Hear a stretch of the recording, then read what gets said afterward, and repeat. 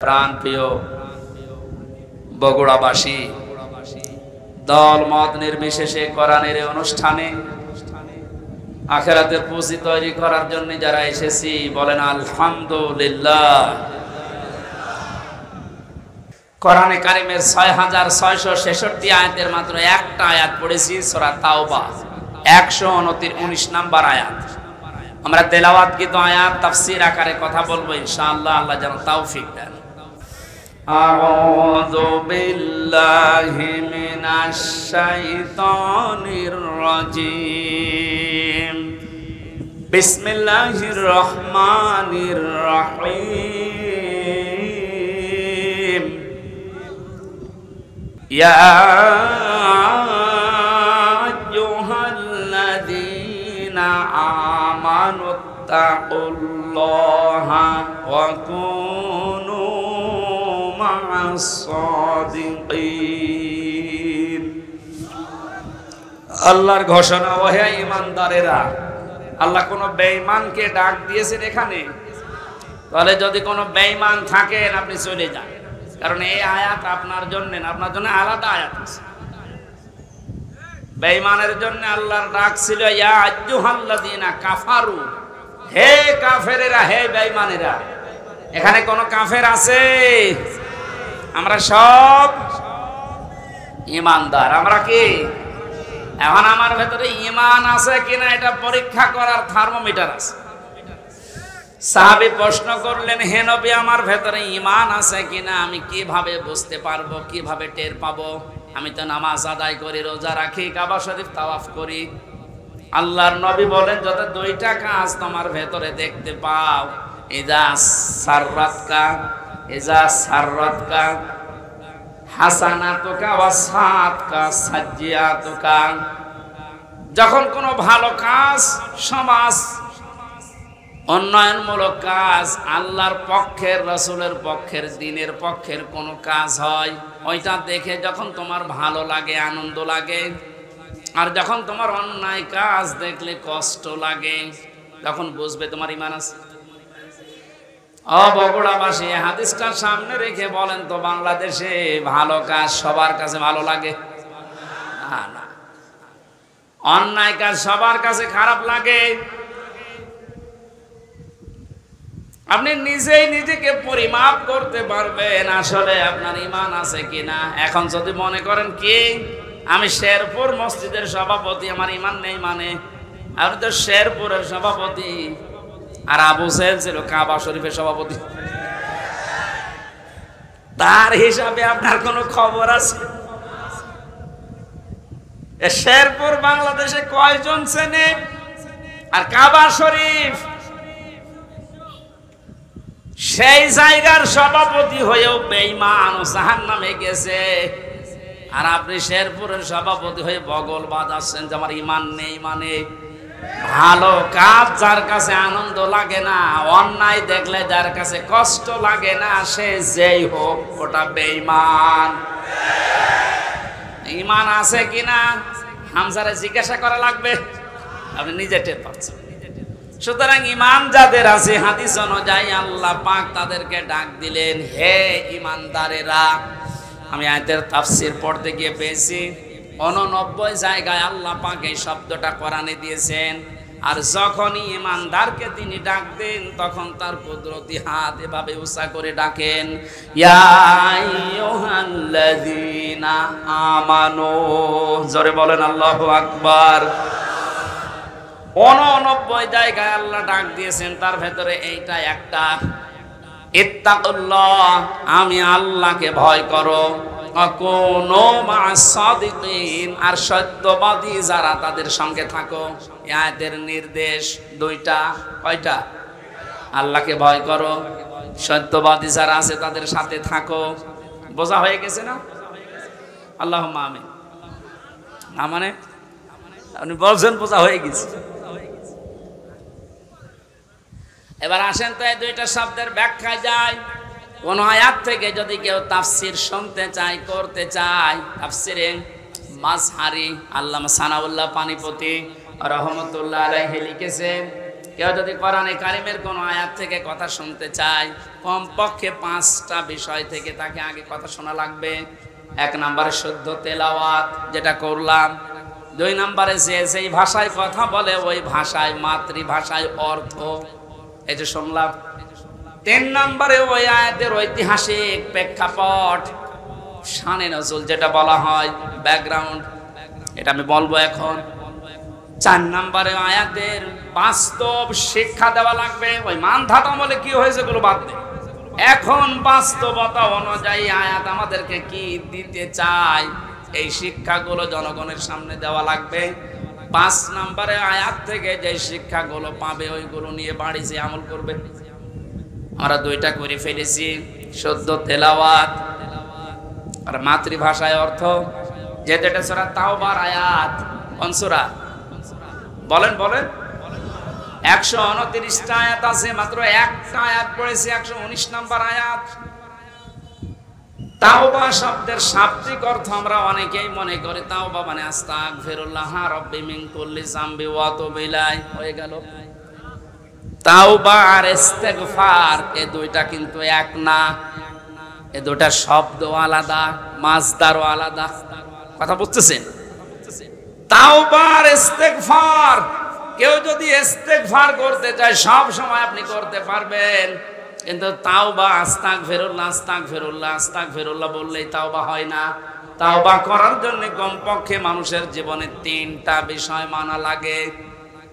ইস্তেগফার আর তাওবার ভেতরে পার্থক্য এই, কোন মানুষ যদি তাওবা করে ওর পেছনের অপরাধগুলো শুধু আল্লাহ মাফ করে দেয় না, ওই পোড়া জায়গাটা আল্লাহ নেকি দিয়ে ভরাট করে দেন। এখানে যারা এসেছি আজকে আমরা শুধু ইস্তেগফার না, তাওবা করার মতো তাওবা করে বাড়ি যাব। পেছনের অপরাধগুলো শুধু যেন মাফ হয়ে না যায়, ওই জায়গাটা যেন আল্লাহ নেকি দিয়ে ভরাট করে দেয়। বলেন আমিন। 1 নম্বরে যদি তাওবা কেউ করতে চায় তাকে বলা লাগবে আল্লাহ আমি অপরাধী, আমি। এই স্বীকৃতিটা এই পৃথিবীতে মানুষ দিতে চায় না। দেখবেন এই দেশে হাতে নাতে ধরা পড়ার পর স্বীকার করে না, না তদন্ত করা লাগবে।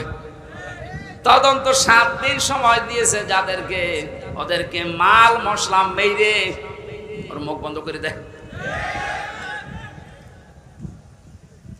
আপনি যদি সত্যি তাওবা করতে চান সে যে কোনো বিষয়ে, আপনাকে প্রথমে স্বীকৃতি দেওয়া লাগবে ওই অপরাধের জন্য, ওই গুনার জন্য স্বীকার করা লাগবে যে হ্যাঁ আমি এই কাজ করেছি, আমি অপরাধী। এখন প্রশ্ন হচ্ছে আপনি স্বীকার করবেন কার কাছে? না না, আপনি শুনছেন না। অপরাধ করেছেন যার কাছে, স্বীকার করবেন তার কাছে।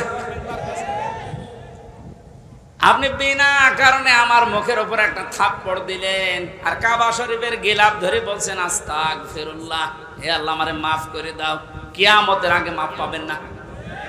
কারণ আপনি তো আল্লাহর গালে থাপ্পড় দেননি, দিয়েছেন আমার গালে। আগে আমার কাছে স্বীকার করেন যে হামজা ভুল হয়ে গেছে। হ্যাঁ, স্বীকার করার সময় আবার অনুশোচনা লাগবে, অনুতপ্ত হওয়া লাগবে। আপনি যদি একেবারে মোড নিয়ে বলেন এই হামজা মাফ কর, মাফ হবে? আপনার প্রতি রাগ যা ছিল আমার আরো বেড়ে যাবে। আমি আবার বলছি দ্বিতীয় পয়েন্টটা, তাওবা যদি কেউ সত্যি করতে চায় ওই মানুষটা অপরাধ করবে যার কাছে, স্বীকার করবে তার কাছে। আপনি অপরাধ যদি আপনার স্ত্রীর কাছে করে থাকেন অবশ্যই স্বীকার করবেন স্ত্রীর কাছে, এটা কোনো দোষের কিছু না। স্ত্রীর কাছে দোষ করেছে আর শ্বশুরের কাছে বলছে শ্বশুর আমারে মাফ করে দেন, হবে না। বিনা কারণে আপনি আমাকে পুলিশের হাতে তুলে দিলেন, আমি কিছুই জানি না ওই বিষয়ে, আর আপনি মাফ চাচ্ছেন মসজিদে নামাজ পড়ে, কিয়ামতের আগে মাফ পাবেন না। এইটা মনে হয় এই এলাকায় আছে। আমার ভাইরা এই জন্য তাওবা, বিভিন্ন পীরের দরবারে গেলেই বলে তাওবা করো আস্তাগফিরুল্লাহ, এটা তার বাক্য, শর্ত আপনাকে মানা লাগবে, স্বীকৃতি দেওয়া লাগবে যে আল্লাহ আমি অপরাধী, অপরাধ করেছেন, যার কাছে স্বীকার করবেন তার কাছে। 2 নম্বরে অনুতপ্ত হয়ে অনুশোচনা নিয়ে। 3 নম্বরে জীবনে এই কাজ আমি আর কোনোদিন করব না, জীবনের মতো ফিরে আসলাম। এই 3টা শর্ত যদি কেউ মেনে নিতে পারে, আল্লাহ পাক বলেন ওর পেছনের অপরাধ শুধু মাফ হবে না, ফাউলাইকা ইউবাদদিলুল্লাহু সাইয়্যাতিহিম হাসানাত। ওর পেছনের পুরা অপরাধ আল্লাহ মাফ করে দিয়ে পুরা জায়গাটা নেকি দিয়ে পাল্টিয়ে দেবেন। বলেন সুবহানাল্লাহ। সূরা তাওবা থেকে যখন কথা শুনছি, আল্লাহ এই তাওবা যেন আমাদের নসিব করেন। এবার আমরা ব্যাখ্যায় যাচ্ছি। আল্লাহ পাক ঈমানদারকে ডাক দিয়ে তাকে ভয় করার জন্য আহ্বান জানিয়েছেন, আদেশ দিচ্ছেন। এখন ভয় কি? জন্মের পর থেকে শব্দটা আমিও শুনছি যে আল্লাহকে ভয় করো, আল্লাহকে ভয় করো। কি এটা? কি তাকওয়ার যে ব্যাখ্যাগুলো আমরা বলি, আধুনিক ব্যাখ্যা হচ্ছে যে যেই বিষয়ে কাজে আছে ওই বিষয়ের জ্ঞান অর্জন করে প্রশিক্ষণ নিয়ে ওই কাজ আঞ্জাম দেওয়ার নাম হচ্ছে তাকওয়া। আমি আবার বলছি, যে যেই কর্মজীবনে আছেন, যে যে জায়গাটা দখল করে আছেন, ওই বিষয়ের উপরে জ্ঞান অর্জন করে দক্ষতা প্রশিক্ষণ নিয়ে ওই কাজে আঞ্জাম দেওয়ার নাম হচ্ছে তাকওয়া। না হয়নি? আমি আবার বলছি, তাকওয়া মানে শুধু আমার মতো জুব্বা গায়ে দিয়ে বড় পাগড়ি গলায় নিয়ে হাতে তসবিহ নিয়ে শুধু সুবহানাল্লাহ সুবহানাল্লাহ বলা না। তাকওয়া মানে যে যেখানে আছেন ওই জায়গায় ওই জায়গার জ্ঞান অর্জন করে দক্ষতা প্রশিক্ষণ নিয়ে দক্ষতা অর্জন করে ওই কাজ আঞ্জাম দেওয়ার নাম তাকওয়া। এটা যদি আজ বাংলাদেশে থাকতো আমরা অনেক উপরে চলে যেতাম। অধিকাংশ মানুষকে এমন দায়িত্ব পালন করতে দেখা যায় ও বিষয়ে কোনোদিনের পড়াশোনা নেই, দক্ষতা নেই, প্রশিক্ষণ নেই, আন্দাজে ওই কাজে হাত দিয়ে তার 12টা বাজায় আরো বেশি। নিচে নামা লাগবে? ঠিক আছে। তাকওয়ার দ্বিতীয় ব্যাখ্যা হচ্ছে আল্লাহর নিষিদ্ধ কাজগুলো জানার পরে শুধু ছেড়ে দেওয়া না, ঘৃণা করে ছেড়ে দেওয়ার নাম তাকওয়া। কথা বুঝতেছে? আল্লাহ আমাদেরকে তাকওয়া অর্জন করার মাধ্যমে 9টা উপকার করতে চেয়েছেন। দুনিয়াতে কেউ যদি তাকওয়াবান হতে পারে, তাকওয়া মানে কি শুধু বাগায় দেওয়া, শুধু জিকির করা? যেখানে যেই কাজে আপনি হাত দিয়েছেন, হ্যাঁ আপনি লেবার, কোনো অসুবিধা নেই, আপনি গাড়ি সারেন মনে করেন, গাড়ির মিস্ত্রি, ওই বিষয়ের উপরে লেখাপড়া করে ওই বিষয়ে প্রশিক্ষণ নিয়ে দক্ষতা অর্জন করে ওই কাজকে সুচারুরূপে আঞ্জাম দেওয়ার নাম কি? আরো জোরে বলেন। আর চাইনার দিকে তাকান, দিন দিন উন্নতি এমনি করছে, এইটা থাকার কারণে। ওরা যে যে বিষয়ের উপরে দক্ষতা অর্জন করে লেখাপড়া, আমি জেলে যখন ছিলাম 3টা বছর, কয়েকজন চাইনিজ আমার সাথে ছিল। ওরা কি টাকা পয়সার ঝামেলার কারণে ধরা পড়েছিল আর দিয়েছে আমার পাশের রুমে। ভাষা তো বুঝতাম না, কিন্তু কর্মদক্ষতা, ওদের যে কাজ কারবার ভেতরে এত বুদ্ধি, জীবনে কোনোদিন কল্পনাও আসে না যে এই পানির বোতল দিয়ে এই কাজ করা যায়। ও ছাতা ওইটা করে দেখাচ্ছে। তো এই বিষয়ের উপর ওদের লেখাপড়া আছে, কর্মদক্ষতা আছে এবং প্রশিক্ষণ নিয়েছে, এই জন্য দিন দিন ওরা উপরে উঠতেছে। আজ আমরা ওদের মতো যদি তাকওয়াটা বুঝতাম আর বাস্তবে কাজে লাগাতাম, বিশ্বনবী জানিয়েছে কোরআনে কারিমের জন্য যে সময়টুকু মানুষ দুনিয়ায় ব্যয় করবে, মরণের পরে ওই সময়ের ওই সম্পদের হিসাব আল্লাহ নেবেন না। এই হাদিস অনুযায়ী আমরা যদি আমল করতে পারি, আমাদের জীবন, আমাদের সম্পদ, দুনিয়াতে যতটুকু পেয়েছি এটা যেন কোরআনের পেছনে ব্যয় হয়। বিশ্বনবী বলেন, মান ক্বারাআল কুরআনা ফাস্তাযহারাহু ফাহাল্লা হালালাহু ওয়া হাররামা হারামাহু আদখালাহুল্লাহুল জান্নাহ ওয়া শাফাআহু ফি আশারাতিন মিন আহলি বাইতিহি কুল্লুহুম ক্বাদ ওয়াজাবাত লাহুন নার। ইবনে মাজাহ শরীফের হাদিস, অনেক আলেম এখানে বসে আছে, শব্দের দিকে খেয়াল করেন। আল্লাহ পাক বলেন, বিশ্বনবী মুহাম্মদ রাসূলুল্লাহ আমাদেরকে জানিয়েছেন এটা, মান ক্বারাআল কুরআনা, যে ব্যক্তি আল্লাহর এই কোরআন পড়ে। কোরআন পড়া বলতে আমরা চারটা বিষয় বুঝি। শুদ্ধ করে পড়া, এর মর্ম মানে বোঝা, এর উপর নিজের জীবনকে সেট করা, আর এইটা মানুষকে মানার মতো পরিবেশ তৈরি করে দেওয়া। কোরআন পড়া বলতে কয়টা বিষয় পেলাম? আপনি এবার মেলান তো, আপনি আসলে কোরআন পড়েন কিনা। মাহফিলের সভাপতি, প্রধান অতিথি সহ যারা এসেছি, যদি জিজ্ঞাসা করেন কোরআন পড়েন, এক বাক্যে আমরা বলবো হ্যাঁ আমরা কোরআন পড়ি। করা শব্দটার ব্যাখ্যা, নবীজি বলেন পড়া কোরআনে তিনটা শব্দ আল্লাহ দিয়েছেন, কোরআন পড়ো। এ ব্যাপারে কয়টা? এটা ক্লাস চলছে এখন, জবাব দেবেন ছাত্রের মতো। এটা স্কুল এবং কলেজ না। এখানে যারা আছেন অন্তত শিক্ষিত মানুষগুলো ছাত্রের মতো জবাব দেবেন। করা, রাতালা, তালাওয়া, তিনটা শব্দ আছে কোরআন পড়ার ব্যাপারে। তিনটার ব্যাখ্যা হচ্ছে, কেউ যদি কোনো বিষয় পড়তে চায় সে যেন শুদ্ধ করে পড়ে। কি করে? অশুদ্ধ পড়লে অর্থ পাল্টিয়ে যাবে।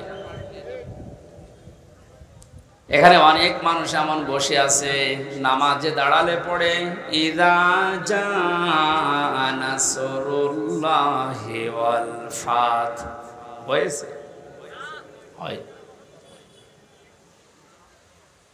এখানে সোয়াদ আছে, নাসর মানে সাহায্য, আর নুন সিন র নাসর মানে ঈগল পাখি। আপনি যদি মুখটা গোল করে শুদ্ধ করে উচ্চারণ না করেন, অর্থ আকাশ পাতাল পাল্টিয়ে যাবে। আল্লাহ পাক বলেন ইযা জাআ নাসরুল্লাহি ওয়াল ফাত, হে নবী আল্লাহর সাহায্য যখন আসবে আপনি তখন বিজয় দেখতে পাবেন। যদি মুখটা গোল না করে সিন দিয়ে উচ্চারণ করেন, অর্থ হয়ে যাচ্ছে হে নবী যখন শকুন আসবে, ঈগল পাখি আসবে, তখন আপনি বিজয় পাবেন। হয়েছে? এজন্য শুধু কোরআন শরীফ না, দুনিয়ার যে কোনো বিষয় কেউ যদি পড়তে চায়, এর হক আদায় করে সঠিকভাবে চারটা বিষয় তাকে মানা লাগবে। এক নম্বরে ওটা পড়া লাগবে শুদ্ধ করে। কি করে? এটা তো আমি বানালাম নাকি?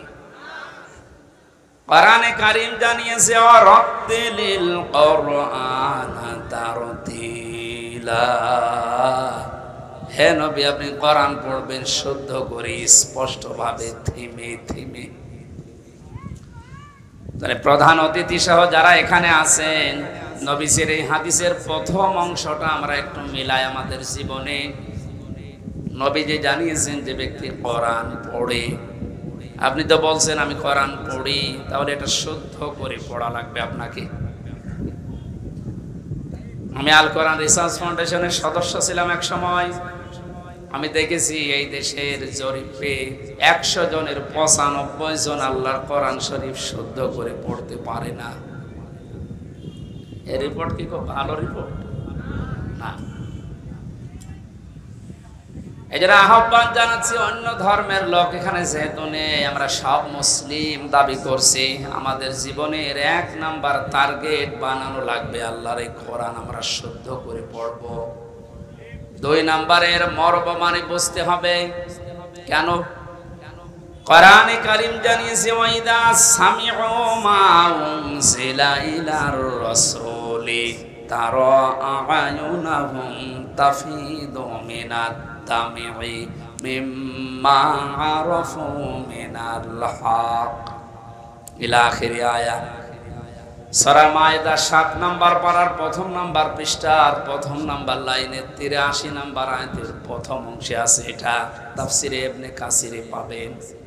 আল্লাহ পাক বলেন হে নবী আপনি যখন আমার বান্দাদের সামনে কোরআন পড়বেন, যারা এর মর্ম মানেগুলো অনুধাবন করতে পারে, বুঝতে পারে যে আমি কি বলতে চাই, আপনি দেখবেন তাদের চোখ দিয়ে মনের অজান্তে পানি পড়ছে। কোরআনের আলোচনায় সবার চোখে পানি আসবে না, এটা বোঝার মতো যোগ্যতা আপনার থাকা লাগবে। এই জন্য কোরআন যদি কেউ হক আদায় করে পড়তে চায়, মাস্ট বি তাকে এটা বোঝার চেষ্টা চালাতে হবে। চারবার আল্লাহ এই ঘোষণা আমাদেরকে কোরআনে শোনাচ্ছেন, ওয়ালাকাদ ইয়াসসারনাল কুরআনা লিযিকরি ফাহাল মিন মুদ্দাকির। অবশ্যই আমার এই কোরআনকে আমি বোঝার জন্য, পড়ার জন্য, এটা মানার জন্য সহজ করে দিয়েছি। কেউ কি আসো এখান থেকে শিক্ষা নেওয়ার জন্য? ও বগুড়াবাসী, আমরা আজকে থেকে আল্লাহর এই আফসোস আর থাকতে দেব না। যতদিন জীবন আছে কোরআন বুঝে মরার চেষ্টা করব ইনশাআল্লাহ। 3 নম্বরে শুধু না, এটা আমাদের বোঝার চেষ্টা চালাতে হবে। কিচ্ছু লাগবে না, আপনি খেয়ে ফেলেন, নষ্ট হবে। আমার কাছে কিচ্ছু দেবেন না, আর এখানে কথা বলবেন। হ্যাঁ, আবার কারে চা দিচ্ছেন আপনি?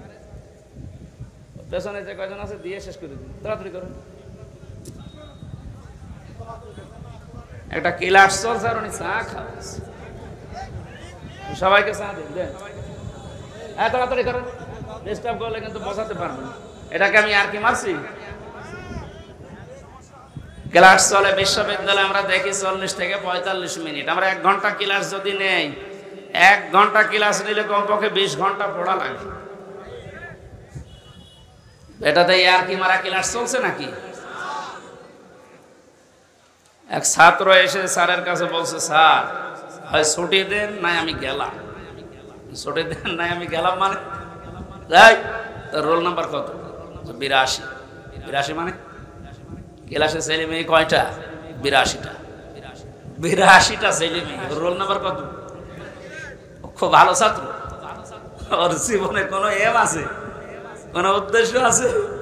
শুধু আসে, এটা আনন্দ ভর্তি করে চলে যায়। আপনার কি ওই রকম ছাত্র নাকি? আজকে যখন এসেছেন এই প্রচন্ড গরমে কষ্ট স্বীকার করে, অন্তত 1টা ঘন্টায় যেন কিছু বাড়ি নিয়ে আমল করার জন্য যেতে পারে। আমি যে শব্দগুলো বোঝাচ্ছি খুব কঠিন কঠিন শব্দ, এতদিন আপনি শোনেননি। কোরআনে কোরআন পড়ার ব্যাপারে কয়টা শব্দ আছে আপনি জানতেন না? তাহলে কোরআন যদি কেউ বলে আমি কোরআন পড়ি, তার শর্ত মানা লাগবে কয়টা? 1 নম্বরে শুদ্ধ করে, 2 নম্বরে বুঝতে হবে, 3 নম্বরে যে বুঝবে ওই বিষয়ের উপরে তার বাস্তব জীবনে আমল করা লাগবে। এটাই ঝামেলা। আমরা জানি না এখানে এমন কেউ নেই যে টাকা ছেড়ে রাখে। যারা টাকা আসে, সুদের এই টাকা নেওয়া হারাম, এ জানে না কে? হিন্দুও জানে, কথা বলেন না কেন? এটা জানার পরও আমাদের আমল আছে। বলে এই যে 1 বিঘা জমি দেয়, 1 লক্ষ টাকা নেয়, 8-10 বছর এটা চাষ করে খায়, যখন ফেরত দেয় তখন 1 লক্ষ টাকায় ফেরত দেওয়া লাগে। এই সিস্টেম আছে না দেশে? কি নাম কি? এগ্রিমেন্ট? না না, এটা জায়েজ। জায়েজ আছে খাই খালাসিটা, যেটা আপনি 1 বিঘা জমি দেবেন, 10,000 টাকা নিয়ে নেবেন, ওই খেয়ে দিয়ে শোধ, আর টাকা ফেরত দেওয়া লাগবে। এই সিস্টেম আছে? আছে, কিন্তু এখন জানে যে এটা লস হবে, এটার ভেতরে আমি নেই। আরাম বেশি নাকি? ছোট্ট একটা কথা কয়েক সেকেন্ডের ভেতরে বলছি। ওমান আরাদা আন যিকরি ফাইন্না লাহু মাঈশাতান দঙ্কা। কোরআনে কারীমের সূরা তাহার 124 নম্বর আয়াতের প্রথম অংশে আছে, আল্লাহ পাক বলেন, আমার নিয়ম নীতি বাদ দিয়ে, আমার কোরআনের বিধান বাদ দিয়ে যদি কেউ উপায় করে, টাকা পয়সা আসবে, চর্ম চোখে দেখবে, বহু কিছুর মালিক হচ্ছে, কিন্তু ওর জীবনের এই আয় উন্নতিতে আমি কোনো বরকত রাখবো না। তাফসীরে কাবীরের ভেতরে দঙ্কার ব্যাখ্যা লিখেছে 7টা। এখানে আলেম আছে না? দঙ্কার 1 নম্বর ব্যাখ্যা হচ্ছে, পৃথিবীতে আল্লাহর নিয়ম নীতি, আল্লাহর আইন বাদ দিয়ে কেউ যদি উপায় করে, ওই টাকা পয়সা, ওই অর্থ সম্পদের ভেতর থেকে আল্লাহ বরকত তুলে নেয়। 2 নম্বরে ওই মানুষগুলো যখন মারা যাবে, এই অবৈধ সম্পদের কারণে এই মানুষটা বেঈমান হয়ে মরবে। 3 নম্বরে ওই মানুষকে আল্লাহ ওই অবৈধ সম্পদ দুনিয়াতে ভোগ করার সুযোগ দেবে না। এটা যে দেয় না তার বাস্তব প্রমাণে দেশে নেই, নাম ধরা লাগবে। কত মানুষ আজ অবৈধভাবে উল্টা পাল্টা করে কামাই করে টাকা রাখার জায়গা নেই, ফ্রিজে রাখে, বালিশের ভেতরে রাখে। এটাও হচ্ছে না, বানাচ্ছে বেগম পাড়া। আপনি ভোগ করতে পারবেন না। যদি এগুলো ভোগ করে যেতে পারেন তাহলে কোরআন মিথ্যা হয়ে যাবে। আর আপনার মতো নাফরমানের জন্য আল্লাহ কোরআন শরীফ মিথ্যা করবে। যেন দুনিয়াতে আপনাকে ওই টাকা ওই সম্পদ ভোগ করার সুযোগ দেবে না, এর আগে আপনি পটল তুলবেন। 4 নাম্বারটা একটু ঝামেলা, এটা বাদ যাক। যারা আল্লাহর নিয়ম নীতি বাদ দিয়ে উপায় করেন সুদ ঘুষ, মানুষের উপরে জুলুম করে ফাঁকি দিয়ে অন্যায় ভাবে যেভাবে উপায় করছেন, আপনার মরণে দৃষ্টান্ত সৃষ্টি হবে দুনিয়ায়। পৃথিবী সাক্ষী হয়ে থাকবে আপনার মরণে। এটাও বেশি বলে ফেললাম নাকি? আপনি কি মনে করছেন সব বানালাম একটা একটা করে? না, যেগুলো বলছি সব আমি পড়িয়ে এসেছি। অবৈধ ইনকামের মানুষকে আল্লাহ দৃষ্টান্ত করে রাখে দুনিয়াতে, তার মরণকে ইতিহাস বানিয়ে রাখে। আপনি এমনি টের পেয়েছেন, আমি জানি। এই জন্য আমরা সাবধান হব। জানি সবাই এটা হারাম, কোরআন থেকে হাদিস থেকে পড়েছি, জানার পরও যে লোকটা মানে না, ওর কোরআন পড়া হয়নি। 4 নাম্বারটা, এটা সবচাইতে বড় ঝামেলা এবং কঠিন। নবীজি বলেন কেউ যদি কোরআন পড়ে এই কথা বলে সে শুদ্ধ করে পড়বে, সে ওইটা বোঝার চেষ্টা চালাবে, নিজে মানবে এবং এটা মানুষ যেন মানতে পারে সেই ব্যবস্থা করে দেবে। এটা ঝামেলা না? এটা যদি আজ কেউ করতে চায় সে সবচাইতে বড় বিপদে আছে এই বাংলাদেশে। আমি কোরআন পড়ি, আমি শুদ্ধ করেই পড়ি, আমি বুঝি এবং আমি যতটুকু বুঝি অতটুকু মানার চেষ্টা চালাচ্ছি, অসুবিধা নেই। 4 নাম্বারটা, আমি যতটুকু মানি এটা মানুষ যেন মানতে পারে ওই ব্যবস্থা আমি করে দিতে চাই। এটা কোরআন পড়ার 4 নাম্বার শর্ত। এই কথা বলছেন না?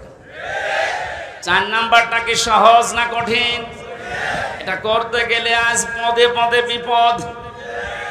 তাহলে 4টা শর্ত যারা মানে না ওদের কোরআন পড়া হচ্ছে। জন্মের পর থেকে এটা শুনেছি, কেউ যদি কোরআনের একটা হরফ পড়ে তার নেকি হয় কয়টা?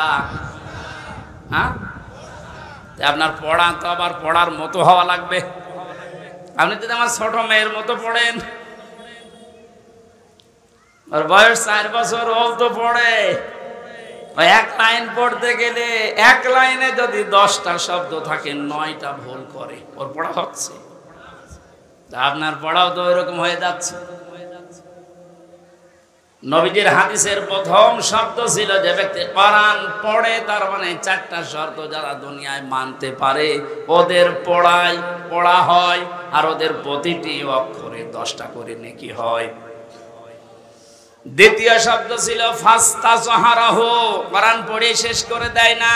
যে ব্যক্তি কোরআনকে ইজহার করার চেষ্টা চালায়, যারা আরবি গ্রামার বোঝে, ফাস্তাজহারাহু এই শব্দের ব্যাখ্যা আমি যত পেয়েছি আধুনিক ব্যাখ্যা হচ্ছে প্রকাশ করা, ইজহার করা, দাঁড় করানো, স্পষ্ট করা, কায়েম করা, বিজয় করা।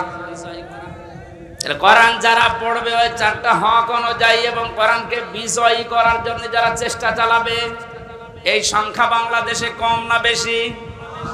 ও, একটা জরিপ পেয়েছিলাম, এই দেশের 100 জনের 15 জন মানুষ শুধু মন থেকে চায় যে কোরআনে কারিমে দেশে ফাস্তাজহারাহু এটা বিজয়ী হোক, আর বাকি 100 জনের 85 জন শুধু টানা টানায় আছে। দ্বিতীয় পয়েন্টটা হচ্ছে না। 3 নম্বরে কি ছিল? ফাহাল্লা হালালাহু ওয়া হারামা হারামাহু, যে ব্যক্তি কোরআনকে ইজহার করতে পারে এই ব্যক্তি হালালকে হালাল মানবে, হারামকে হারাম জেনে ছেড়ে দেবে। আদখালাহুল্লাহুল জান্নাহ, নবীজি বলেন আল্লাহ তাকে জান্নাতে দিয়ে দিয়েছে, না জান্নাতে দেবে? হ্যাঁ, দিয়ে দিয়েছে। শব্দটার দিকে আমি খেয়াল করে চিন্তা ভাবনা করেছিলাম, নবীজি অতীতের শব্দ বললেন কেন? এটা পাস্ট, এটা মাজি। আদখালা ইউদখিলু, নবীজি মোজারে দিতে পারতেন, মাজি দিলেন, অতীতের পাস্ট দিয়েছেন কেন? তার মানে কোরআন পরিবার, সমাজ এবং রাষ্ট্রে যদি কোরআন বিজয় থাকে, ওখানে হালালকে হালাল মানা আর হারামকে হারাম জেনে ছেড়ে দেয় সহজ। যেই সমাজে, যেই দেশে কোরআন বিজয় নেই, ওখানে হালালকে হালাল জানার পরও আপনি মানতে পারবেন না। এক কথা বলছেন এখানে, হারামকে হারাম জানার পরও আপনি ছেড়ে দিতে পারবেন না। নাকি এই জায়গাগুলো দেশে নেই?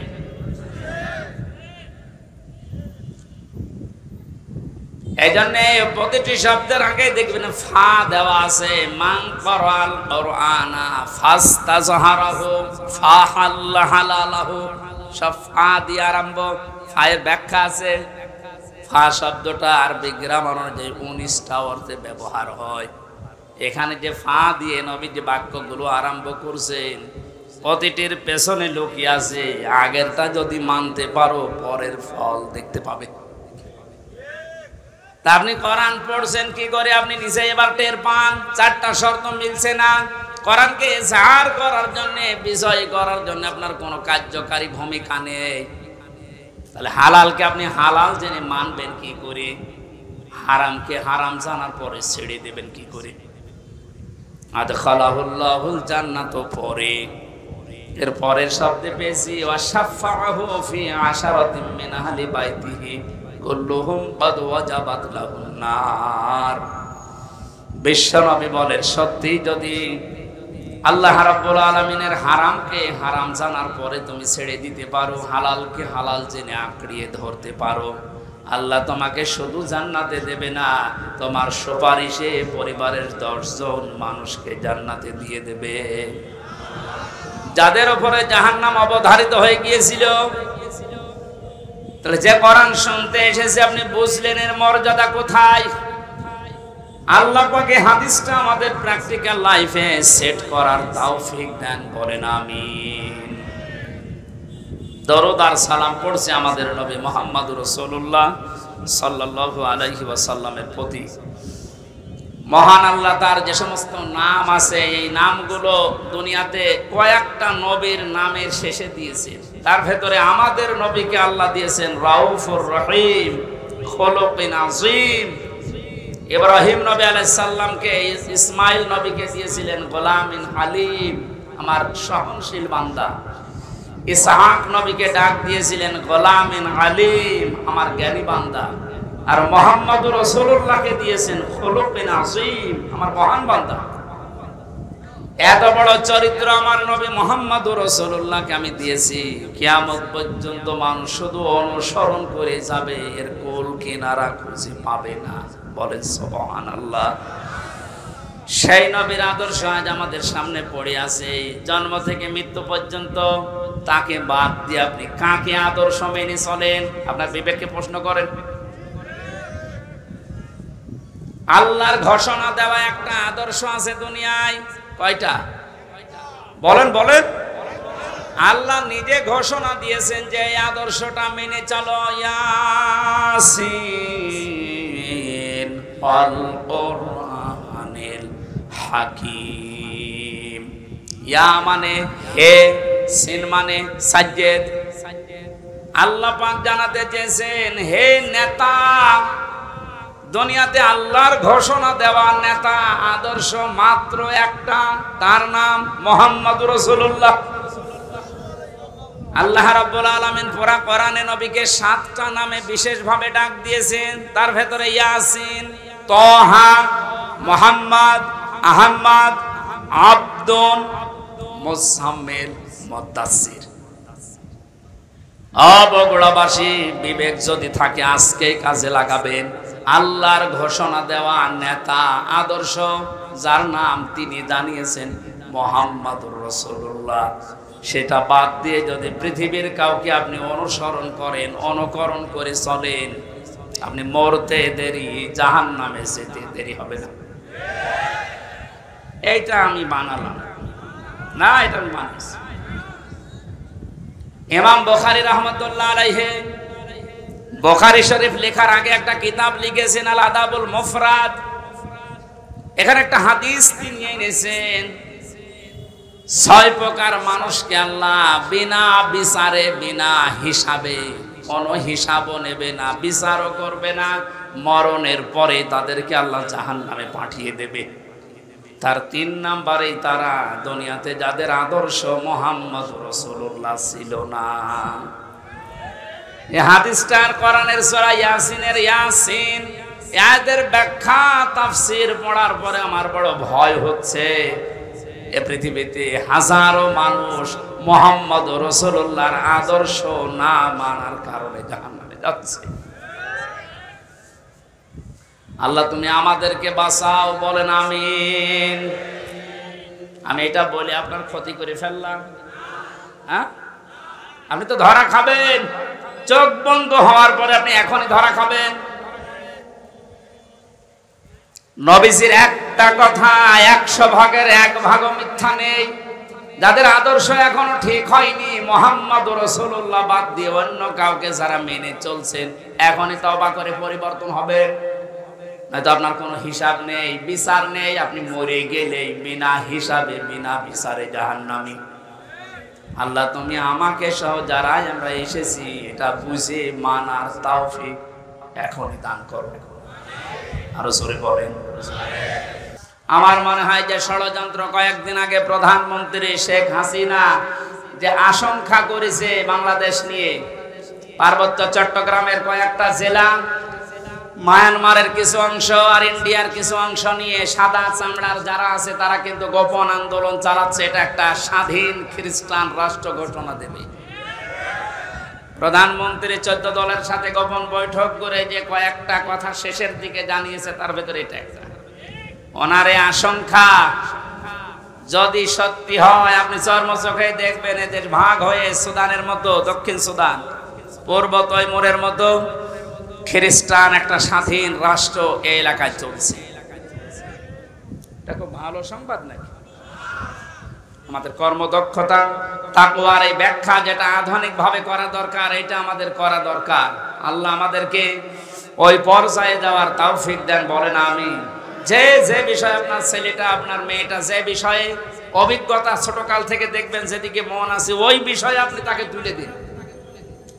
সবাইকে আলেম হওয়া লাগবে, সবাইকে ইঞ্জিনিয়ার হওয়া লাগবে না।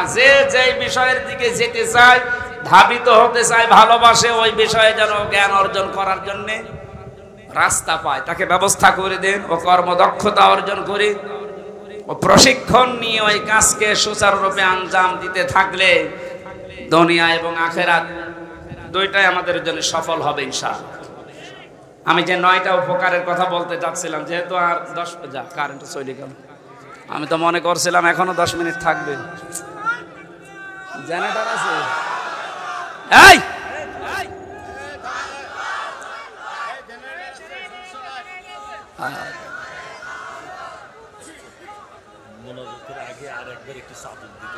বারবার ঝামেলা করা বলছে, কিন্তু একবার এতক্ষণ সময় নিলেন। আবার সুবহানাল্লাহ আলহামদুলিল্লাহ লা ইলাহা ইল্লাল্লাহ, সুবহানাল্লাহ আলহামদুলিল্লাহ লা ইলাহা ইল্লাল্লাহ, লা ইলাহা ইল্লাল্লাহ মুহাম্মাদুর রাসূলুল্লাহ। আল্লাহুম্মা সাল্লি আলা সাইয়্যিদিনা মাওলানা মুহাম্মাদ।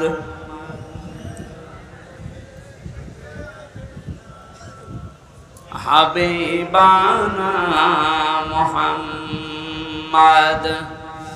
আমার ভাইরা, 9টা উপকারের ঘোষণা দিয়েছেন আল্লাহ। দুনিয়াতে কেউ যদি তাকওয়া অর্জন করতে পারে, 1 নম্বরে ওই লোকটা যদি বিপদে পড়ে, মহান আল্লাহ এমন জায়গা থেকে তাকে সাহায্য পাঠায় যার কল্পনা কোনোদিন তার হৃদয়ে আসে নাই। জোরে বলুন সুবহানাল্লাহ। এটা আজ দেখতে আমাদের বহু বাকি। এটা যারা দেখতে পেয়েছিলেন তাদের ঈমান আমি দেখেছি। এই মানুষগুলোর ঈমান পাথরের চাইতেও শক্ত ছিল। সত্যিই যারা তাকওয়া অর্জন করতে পেরেছে দুনিয়াতে, ওই মানুষগুলোর কাছে দুনিয়া আল্লাহ এমন তুচ্ছ বানিয়ে দিয়েছে, তামাম দুনিয়াটা একটা ডিমের চাইতেও তাদের কাছে কম দামি মনে হতো। আমরা আসলে তাকওয়া অর্জন করে আল্লাহর এই 9টা যে উপকারের কথা, সাহায্যের কথা, এটা পাচ্ছি না, কারণ আমাদের তাকওয়া নেই। তোমরা সত্যবাদী যারা, সত্যপন্থী যারা, তাদের সঙ্গে থাকবে। সত্যবাদী কারা? এই দেশে একটা ভুল ধারণা চালু আছে। কিছু কিছু দৃশ্য দেখলে আমরা মনে করি এগুলো সত্যপন্থী, এগুলোই হক্কান, এগুলোই হক্কানি। অনেকে নিজেকে দাবিও করছে যে আমরা হক্কানি দরবারের লোক। কোরআনে কারিমে সূরা তাওবার 119 নম্বর আয়াতের শেষের অংশের ব্যাখ্যা আল্লাহ দুনিয়ায় কারো কাছে ছেড়ে দেয়নি যে 2 বেলা জিকির করলে সেই লোকটা সত্যবাদী, 5 ওয়াক্ত নামাজ পড়লে সেই লোকটা সত্যবাদী, বছরে একবার হজ করে আসলে সেই লোকটা সত্যবাদী না। আল্লাহ পাক বলেন সত্যবাদী হওয়ার জন্য 10টা গুণ দুনিয়াতে তোর ভেতরে থাকা লাগবে। কয়টা? আরো জোরে বলেন। বগুড়াবাসী, আপনি এখন থেকে আমি সহ প্রত্যেকেই মিলাবো আল্লাহর বর্ণনা অনুযায়ী 10টা গুণ আমার ভেতরে আছে কিনা। আল্লাহ ব্যাখ্যা দিচ্ছেন সূরা বাকারার 177 নম্বর আয়াতে, লাইসাল বিররা আন তুওয়াল্লু ওয়াজুহাকুম কিবালাল মাশরিকি ওয়াল মাগরিবি ওয়ালাকিন্নাল বিররা মান আমানা বিল্লাহ। আল্লাহ পাক বলেন শুধু পূর্ব দিকে, পশ্চিম দিকে মুখ ঘুরিয়ে সেজদা দিলেই নেকি না। আসল নেকির কাজ হচ্ছে আল্লাহর প্রতি ঈমান আনা। কার প্রতি? প্রশ্ন আসতে পারে, হুজুর আমার ঈমান আছে, আমি আল্লাহকে বিশ্বাস করি না। কেউ যদি আল্লাহকে বিশ্বাস করে কথা বলতে চায়, কমপক্ষে 4টা বিষয় দুনিয়াতে তার ভেতরে পাওয়া যাবে। আপনি এবার মিলান তো আপনার ভেতরে আছে কিনা। ওই যে কায়দায় পড়িয়েছিল হুজুররা ছোটবেলায়, মাওলানা কায়দায় পড়িয়েছে আমাদেরকে, আমানতু বিল্লাহি কামা হুয়া বিআসমাইহি ওয়া সিফাতিহি আকাবিলতু জামিআ আহকামিহি ওয়া আরকানি। পড়াননি? উনি বলতে চেয়েছে আমানতু বিল্লাহ, যারা বলে আল্লাহ আমি তোমাকে বিশ্বাস করি, প্রথমে আপনাকে স্বীকার করাচ্ছেন কামা হুয়া, আমি এমন আল্লাহকে বিশ্বাস করি যার অস্তিত্ব আছে। কি আছে? পৃথিবীর অন্যান্য ধর্মের লোকদের সাথে আমাদের মিল নেই, এই কারণে আমরা এমন আল্লাহকে বিশ্বাস করি যার অস্তিত্ব আছে, যার নাম আছে বিআসমাইহি, শুধু নাম না, তার নামের গুণাগুণ আছে, কার্যকারিতা আছে। আল্লাহর নাম আমরা অনেকেই জানি 99টা, আল্লাহর নাম 5000-এর উপরে। প্রতিটি নাম আল্লাহ নিয়েছেন, ওই নামগুলোকে গুণাগুণ দিয়ে কার্যকারিতা হিসাবে আমাদের দেখিয়েছেন। আল্লাহ রব নাম নিয়েছেন, এই কারণে নেই থেকে পূর্ণতায় আমাদেরকে পৌঁছিয়ে দিয়েছেন এই রব নামের কারণে। কথা বলেন না কেন? মায়ের বীর গভীরে যখন বাবার এই বীর্যটা দ্রুত গতিতে যে আশ্রয় নেয়, আল্লাহ রাব্বুল আলামিন বলেন এই যে নেই থেকে আস্তে আস্তে হামজা পর্যন্ত বানালাম। এই যে নেই থেকে পূর্ণতায় যিনি প্রতিটি জিনিসকে পৌঁছিয়ে দেন, আরবিতে তার নাম বলা হয় রব। এই নামটা আল্লাহ নিয়েছেন, এই কারণে হামজা এখানে বসে আছে। আমার বাবার স্ফলিঙ্গ দিয়ে দ্রুত গতিতে আমার মায়ের রেহেমের ভেতরে যে পানিটা গিয়েছিল, বিজ্ঞান এখন দেখাচ্ছে ওই 1 ফোঁটা নাপাক পানির ভেতরে 40,000 হামজা তৈরি হওয়ার ক্ষমতা ছিল। হয়তো 40,000 ওই পর্যন্ত তৈরি হয়ে দুনিয়া আসতে পারতো, কিন্তু কেউ পর্যন্ত যেতে পারেনি। জরায়ের দেওয়ালের সাথে ধাক্কা লেগে অনেকে পড়ে গেছে, অনেকে মারা গেছে। আমি হামজা একা ওই জায়গায় গিয়ে 40 দিনে শুধু পাল্টিয়েছি। আমি নতফা, মুদগা, আলাকা এগুলো হতে হতে 6 মাসের পরে চামড়া দিয়ে, বডি দিয়ে স্ট্রাকচার তৈরি করে আমার ভেতরে আল্লাহর রূহ দিয়ে একটা আকৃতি দিয়েছেন। ওয়াল্লাযী ইউসাউবিরুকুম ফিল আরহামি কাইফা ইয়াশা। আল্লাহ পাক বলেন, তিনি সে আল্লাহ যিনি মায়ের রেহেমের ভেতরে তোমার এই আকৃতিটা বানিয়েছেন। তোমার মার বাবার পক্ষ থেকে 8টা জিনিস ওই নাপাক পানি দিয়ে আল্লাহ বানিয়েছিলেন। চুল, রগ, হাড় আর পর্দা, রক্ত, গোশত, চর্বি আর চামড়া। আল্লাহ পাক বলেন, আমার নাম যে রব, এই কারণে আমি আল্লাহ নিজে 5টা জিনিস তোকে দিয়েছি হামজা। ওয়াজআলা লাকুমুস সামআ ওয়াল আবসার ওয়াল আফইদা ইলা আখিরি আয়াত। এটা সূরা নাহলের 78 নম্বর আয়াতের মাঝের অংশে আছে। আল্লাহ পাক বলেন, শ্রবণ শক্তি, দর্শন শক্তি, বাক শক্তি, আকেল শক্তি আর ঘ্রাণ শক্তি, এই 5টা জিনিস আমি আল্লাহ আমার রব নামের কারণে তোকে দিয়েছি। 8 5 13টা জিনিস যখন এক হয়, ছেলে হবে না মেয়ে হবে, আকারটা আমি আল্লাহর সিদ্ধান্ত অনুযায়ী তৈরি হয়। তাহলে ছেলে হয় মেয়ে হয়নি যারা মন খারাপ করি, এটা মন খারাপের বিষয় না, এই সিদ্ধান্ত কার? আমার বোর। বলেন, ছেলে হলে মেয়ে হলে যারা মন খারাপ করে স্ত্রীর উপরে, প্রকারান্তে তারা যেন আল্লাহর সিদ্ধান্তের উপরে নারাজ। আমি সহ যারা এই জাহিলিয়াতে আছি, আল্লাহ তাদেরকে যেন মুক্তি করেন। বলেন আমিন। ছেলে হোক মেয়ে হোক, কারো দোষ আছে? স্বামীর দোষ আছে? আল্লাহ রাব্বুল আলামিন বলেন, 8 5 13টা জিনিস যখন এক হয়ে যায়, 6 মাস পার হয়ে যাওয়ার পরে একে আমি দুনিয়াতে আস্তে করে বের করার সিদ্ধান্ত নেই। আল্লাহু আখরাজাকুম মিন বুতুনি উম্মাহাতিকুম লা তা'লামুনা শাইআ। মায়ের পেট থেকে আস্তে করে দুনিয়ার ময়দানে আমি আল্লাহ তোকে নিয়ে আসলাম। এমন অবস্থায় নিয়ে এসেছিলাম যখন কিছু খেতে পারতিস না। এই জন্য আমি আল্লাহ তোর মায়ের স্তনে 6 মাস আগেই তোর জন্য খাবার আমার রব নামের কারণে গরম করে রেডি করে রেখেছি। মায়ের স্তনের ভেতরে যদি একটা বোটা দিতাম, চষা মারলে অনেকগুলো দুধ এসে তোর কচি কণ্ঠ আটকে যেত, মরে যেতে, শ্বাস নিতে পারতে না। আমি যে রব নামটা নিয়েছি, এই কারণে মায়ের ওই স্তনে সূক্ষ্ম সূক্ষ্ম 32টা ছিদ্র দিয়েছি। একবার চষা দিলে যেন একবার এই দুধগুলো এসে তোর মুখের ভেতরে প্রবেশ না করে, ওই জায়গায় জমা হয়ে সূক্ষ্ম সূক্ষ্ম 32টা ছিদ্র দিয়ে আস্তে আস্তে করে এসে তোর জীবন আমি বাঁচিয়েছি। আমি রব নামটা খেলা করার জন্য নেয়নি। মুখটা নাপাক করে না, মায়ের পেটের ভেতরে নাভির ভেতর দিয়ে খাবার পাস করে দিয়ে তোর মুখটা পবিত্র রেখেছিলাম। অথচ দুনিয়ায় আসার পরে আমি তোর দিকে তাকিয়ে দেখি এই মুখের ভেতরে কত হারাম, অপবিত্র, নাপাক জিনিস দিয়ে ভর্তি করিস। কথা বলেন ঠিক কি? আপনি কি মনে করেন শুধুমাত্র কুকুরের পায়খানা, মানুষের পায়খানা, শুকুরের গোশত খাওয়ায় হারাম? ভাইয়ের জমি যারা, বোনের জমি যারা জাল দলিল করে ফাঁকি দিয়ে লিখে নেয়, ওইটাও কুকুরের মাংসের মতোই হারাম। যারা মেয়ের জমি ফাঁকি দিয়ে ছেলেকে লিখে দিয়েছেন, আপনি বিশ্বাস করতে পারেন জাহান্নামের টিকিট আপনার একটা বুক করা হয়ে গেছে। শরীক ফাঁকি দেওয়া মানুষ বগুড়ায় নেই। এই কথা বলেন। যারা শরীক ফাঁকি দিয়েছেন আপনার ইবাদত কবুল বন্ধ হয়ে গেছে, আগে ওইগুলো ফেরত দেবেন।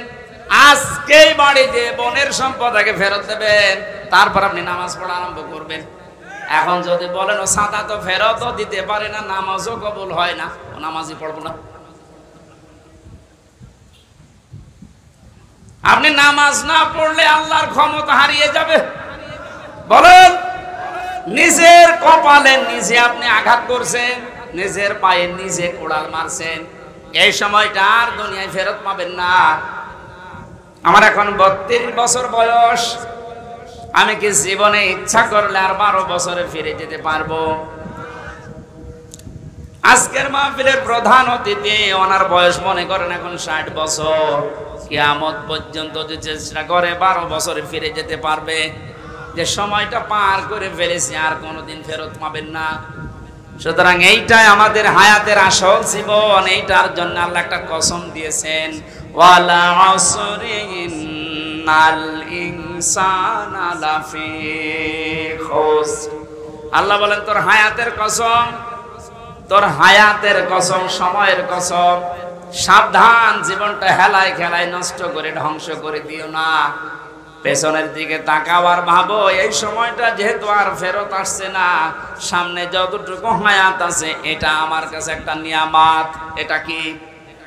ফামান সুহসিহা আনিন নার ওয়া উদখিলাল জান্নাতা ফাকাদ ফাজ ওয়ামাল হায়াতুদ দুনিয়া ইল্লা মাতাউল গুরুর।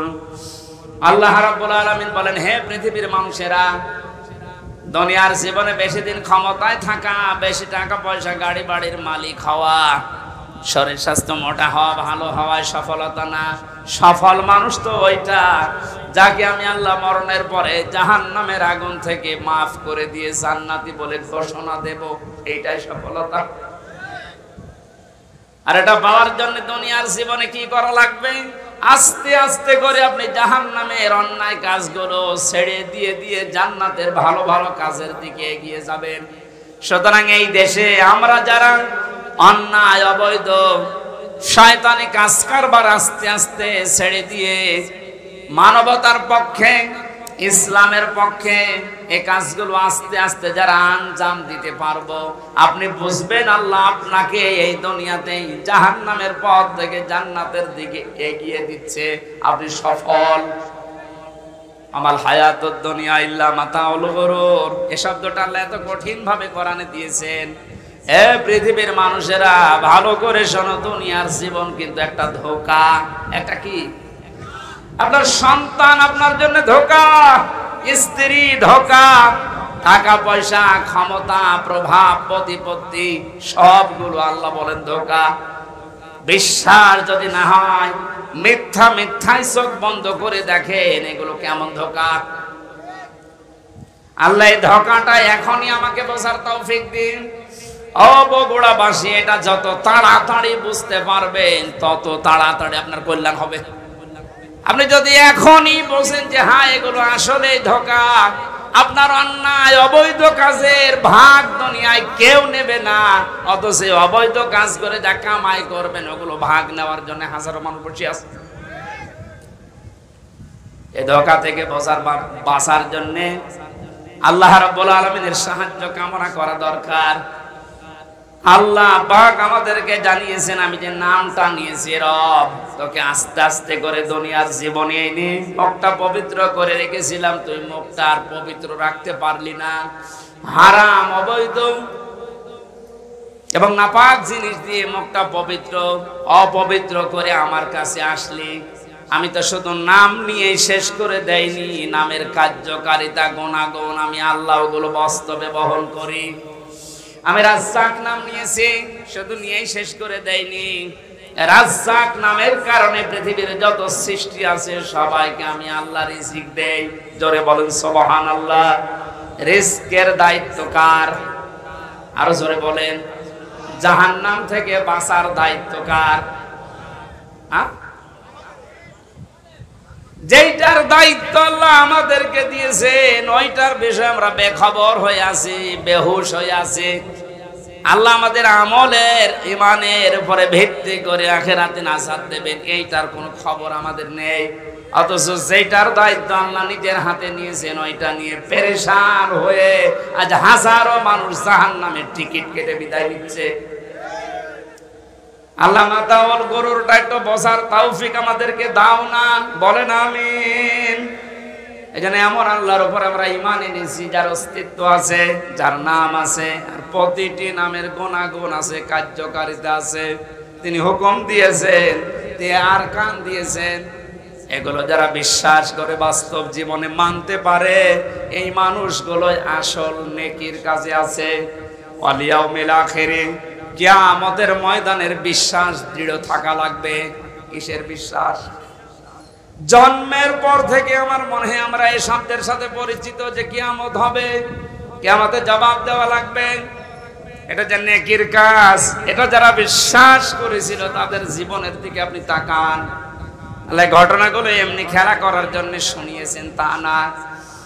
খলিফাতুল মুসলিমিন হযরত ওমর, এই যে হিসাব, এটা বিচার, এটা যে কি জিনিস আমরা এখনো অনেকে টের পাই না। উনি বিশ্বাস করেছিলেন যে বিচার হবে, হিসাব দেওয়া লাগবে। সন্তানটা ভর্তি করে দিলেন মাদ্রাসায়। হযরতে আব্দুল্লাহ, ওই একই জায়গায় হুসাইন হযরতে আলীর সন্তান লেখাপড়া করত। হযরতে হুসাইন রাদিয়াল্লাহু তাআলা আনহু বারবার কলম ফেলে দিচ্ছিলেন। আব্দুল্লাহকে বলেন তুলে দাও। একবার, দুইবার, তিনবার তুলে দেওয়ার পর উনি বললেন, হুসাইন বারবার কলম ফেলে দাও, আমারে তুলতে বলো, আমি কি তোমার গোলাম, চাকর, খাদেম নাকি? হযরত হুসাইন মুখ ফসকে বলে ফেলেছেন, আব্দুল্লাহ তুমি শুধু চাকর না, তুমি খাদেম না, তুমি খাদেমের বাচ্চা, খাদেম। অথচ উনি ওই সময় প্রেসিডেন্টের ছেলে। বাড়িতে গিয়ে বলছে, আব্বা আমি আর মাদ্রাসায় যাব না, হুসাইন আমাকে গালি দিয়েছে, আমি নাকি খাদেমের বাচ্চা, খাদেম, তুমিও নাকি খাদেম, তুমি যদি বিচার না করো এই মাদ্রাসায় পড়াই বন্ধ করে দেব। খলিফাতুল মুসলিমিন হযরত ওমর বললেন, সন্তান এখন না, বিচার জমার দিন নামাজের সময় করব। খুতবা দিচ্ছিলেন, ডাক দিয়ে বললেন, হুসাইন এখানে আসো। বলে হ্যাঁ। সামনে আসো। তুমি আমার সন্তানটাকে গালি দিয়েছো? বলে হ্যাঁ দিয়েছি। কেন দিলে? ইমাম হুসাইন ডাক দিলেন, খলিফা বুকে হাত দিয়ে বলেন তো, আপনি কি আমার নানার খাদেম ছিলেন না? আমি তো দেখেছি আপনি আমার নানার খেদমত করছেন। খাদেমের ছেলেকে খাদেমের বাচ্চা বলেছি, অসুবিধা কি? হযরত ওমর কেঁদে ফেললেন। ডাক দিয়ে বলে, হুসাইন আমি তো এভাবে কোনোদিন ভাবি নাই, তুমি শব্দটা লিখে দিতে পারবে? কাগজ কলম নিয়ে আসেন। খেজুরের পাতা নিয়ে এসেছে, লিখে দিলেন, হুসাইন আমি নিজে আলীর সন্তান হয়ে বলছি ওমর আমার নানার খাদেম ছিল, আমি দেখেছি, সই করে দিলাম। হযরতে ওমর রাদিয়াল্লাহু তাআলা আনহু কাগজটা হাতে নিয়ে জমা খেলেন। সাহাবীদেরকে বললেন, নবীর সাহাবীরা বিচার হয়ে গেছে। হযরত আব্দুল্লাহ তো ছোট মানুষ, বলে আব্বা তুমি তো বিচার শুরুই করলে না, কি করে হয়ে গেল? হযরত ওমর বলে, সন্তান যে বিচার করেছে দুনিয়া না, মরণের পরও কাছে লাগবে। আমি যখন মারা যাব এই কাগজটা আমার কাফনের ভেতরে দিয়ে দিও। কিয়ামতের ওই কঠিন ময়দানে মহান আল্লাহ যখন আমার জীবনের হিসাব আরম্ভ করবে, কিছুই যদি কবুল না হয় এই কাগজটা আল্লাহকে দেখাতে পারবো। রব্বুল আলামিন তোমার নবীর নাতি লিখে দিয়েছে আমি নাকি নবীর খাদেম ছিলাম, এ ওসিলায় আমার আজকে মাফ করে দাও। তাছাড়া জবাব দেওয়ার মতো কোনো কাজ, কোনো আমল আমার হাতে নেই। অথচ তাদের জীবনের যে নেকির কাজের বর্ণনা হাদিসে পাওয়া যায়। নবীজি বলেন, আকাশের তারকাকেও যদি গণনা করে একদিন শেষ করে ফেলতে পারবে, কিন্তু ওমর মুসলমান হওয়ার পরে যে নেকির কাজ করেছিল কোনদিন কেউ গণনা করে শেষ করতে পারবে না। এই মানুষটা যদি কিয়ামতে জবাব দেওয়া লাগবে, এই টেন্ডেন্সিতে এত ভয়ে থাকে, এত টেনশনে থাকে, আমাদের অবস্থান কোথায়? নেকির কাজ শুধু পশ্চিম দিকে মুখ করে নামাজ পড়লে হয় না, আল্লাহর প্রতি ঈমান আনা, কিয়ামতে জবাব দেওয়া লাগবে, আল্লাহর সামনে দাঁড়িয়ে এই বিশ্বাস দৃঢ় করা, এটা নেকির কাজের মূল। এটা যতদিন পর্যন্ত আমাদের দেশের 1628 জন মানুষের ভেতরে বদ্ধমূল না হবে, এই দেশটা ততদিন দুর্নীতি মুক্ত হবে না। আল মালায়েকাতে ফেরেশতাদের বিশ্বাস করা, আল কিতাবে কিতাবে বিশ্বাস করা, অন নবিয়্যিন নবীদেরকে বিশ্বাস করা, ওয়া তাল মালা আলা হুব্বিহি দাবিল কুরবা, আল্লাহর মহব্বতে নিজের সম্পদ চাহিদা থাকার পরও যারা নিকট আত্মীয় স্বজনের জন্য ব্যয় করে। ও বাংলার জনগণ, এই গুণটা আজ বাংলাদেশে কার ভেতরে আছে আপনি তাকান। নিজের প্রয়োজন থাকার পরেও নিজের সম্পদ যারা নিজের নিকট আত্মীয়, এতিম, মিসকিন, অসহায়, বন্যাগ্রস্ত মানুষদের পাশে যারা দাঁড়ায়, এই মানুষগুলো আল্লাহর ভাষায় সত্যবাদী, এরাই মুত্তাকি। মুত্তাকি সত্যবাদী খোঁজার জন্য আমেরিকায় যাওয়া, সৌদি আরবে যাওয়া দরকার নেই। এই 10টা গুণ যে বলছি একটা একটা করে আপনি মিলান। দুনিয়ায় যারা নামাজ কায়েম করার জন্য চেষ্টা চালায়, সম্পদ থাকলে যারা যাকাত দিয়ে দেয়, যারা ধৈর্য ধারণ করে বিপদে আপদে মুসিবতে, দুনিয়ায় কোনো বিষয় যদি একবার ওয়াদা দিয়ে ফেলে, জীবন চলে গেলেও তারা ওয়াদা রক্ষা করে। উলাইকাল্লাযীনা সাদাকু ওয়া উলাইকা হুমুল মুত্তাকুন।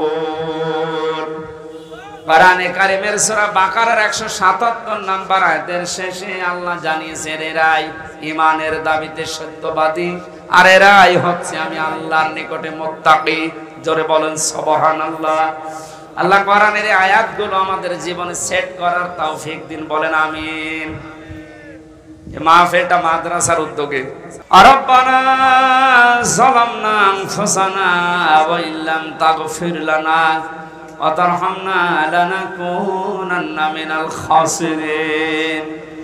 রব্বুল আলামিন বগুড়া জেলার শেরপুর গাড়িদহ এই মাদ্রাসা উদ্যোগে মাহফিলের দিকে তুমি তাকাও। হাজার হাজার বান্দা বান্দি আমরা, রাত 12টা বেজে যাচ্ছে, এই গভীর রজনী পর্যন্ত কোরআনে কারীমের কথা যারা চাতক পাখির মতো শুনেছে, এই মানুষগুলোকে এর উপরে আমল করার তৌফিক তুমি ভিক্ষা দাও।